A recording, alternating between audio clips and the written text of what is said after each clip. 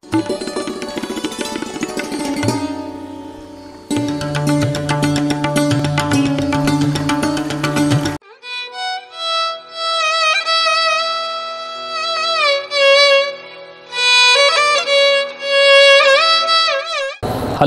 and welcome to the fourth episode in our series on women's mental health. In the previous episodes, we focused on some of the fundamental concepts related to women's mental health and specifically focused on certain disorders such as premenstrual dysphoric disorder, perinatal depression. We spoke about treatment options and where to seek help. In this episode, we will be addressing a specific disorder that affects young mothers, that is postpartum psychosis. Come, let us meet our expert.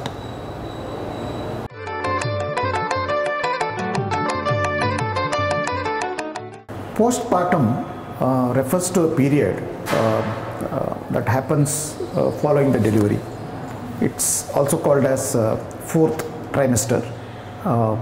So it's a period where the bodily changes that happened in a woman to become pregnant start reverting back to the earlier stage. That is called as postpartum period.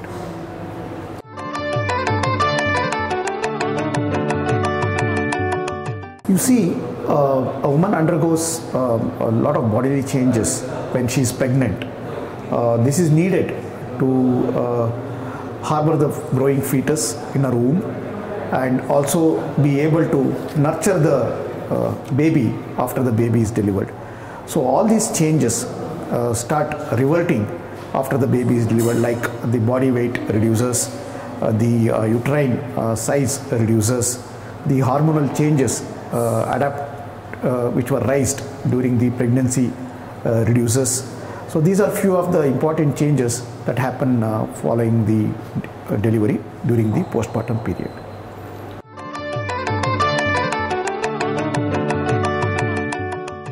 Postpartum psychosis is a very severe form of mental illness that happens during the period following the delivery.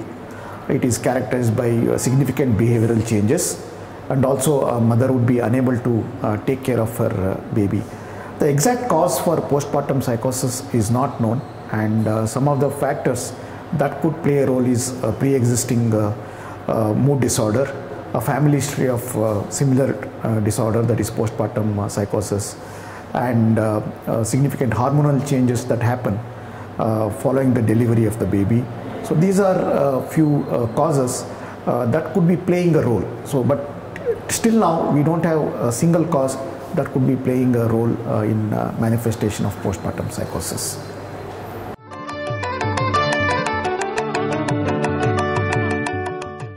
The symptoms of postpartum psychosis vary.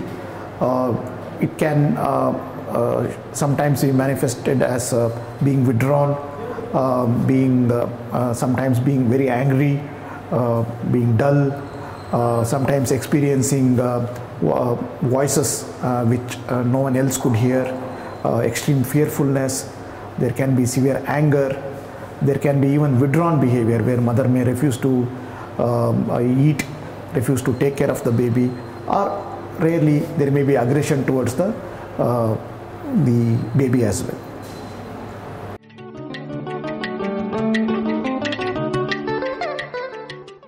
Following the significant withdrawal of the hormones, significant changes are noted in the neurotransmitters that could be playing a role in the postpartum psychosis, and also the immune changes that occurs in the body may have an effect on the mother's brain, and also some structural changes in the areas that process the emotions are being reported in the postpartum psychosis.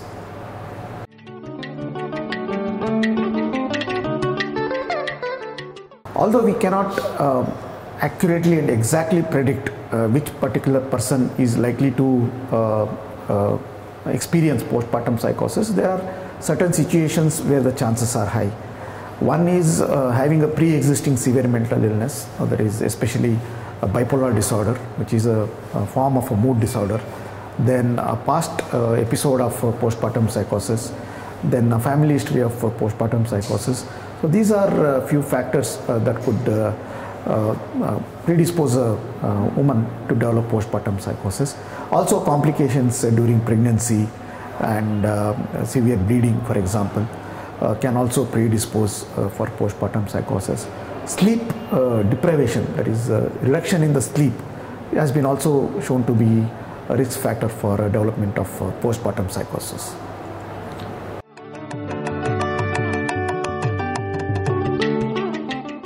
The postpartum depression is a relatively common condition, which is predominantly characterized by low mood, tiredness, loss of interest in taking care of baby, and disturbances in sleep and food intake and other associated features.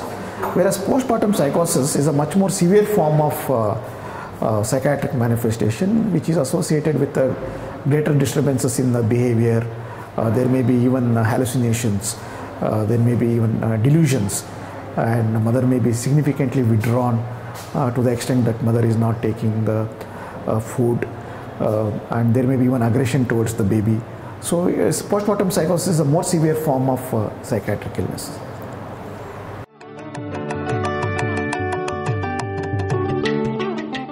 See, postpartum psychosis is unique in this manner because the prevalence is more or less same across the world, which is about 1 to 2 per 1,000 women, and there is no urban or rural divide in terms of manifestation of postpartum psychosis.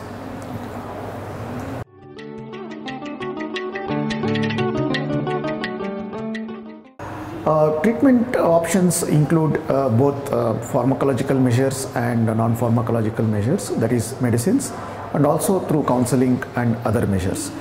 Usually, since the condition is severe, an admission may be needed along with the baby, and we give medicines for the mother to recover, and most often the recovery is fast and the recovery is complete. That is one important thing about postpartum psychosis. If you treat it earlier, the response is quite good and the mother recovers well. In some patients, we may have to consider electroconvulsive therapy, especially when the condition is quite severe, and this also shows a very good effect on the symptoms, and mother recovers immediately. And other treatment options include educating the family, educating the husband how to cope with the illness in the wife, and then mother and baby bonding interventions to help once the mother recovers from the symptoms, how to improve the affectionate bonding between the two. These are the few measures that should form a part of therapy treatment.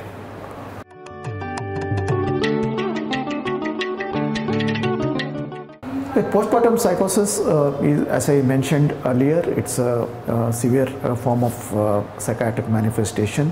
So as soon as the earlier symptoms of postpartum psychosis are noted, please consult a local primary health center and then take a referral to district mental health services, which is now available in all the districts where a psychiatrist is available. And in urban settings, you can visit a private psychiatrist or a psychiatrist working in a government hospital. Then at NIMHANS, we have got a specialty clinic, perinatal clinic on every Friday mornings. And we also have a 5-bedded mother-baby ward, which helps mothers with severe mental illness to recover. This concludes the 4th episode in our series on women's mental health. This episode focused on postpartum psychosis, its definition, symptoms, prevalence, risk factors, treatment options, and where to seek help. We will be back with our next episode. Namaste.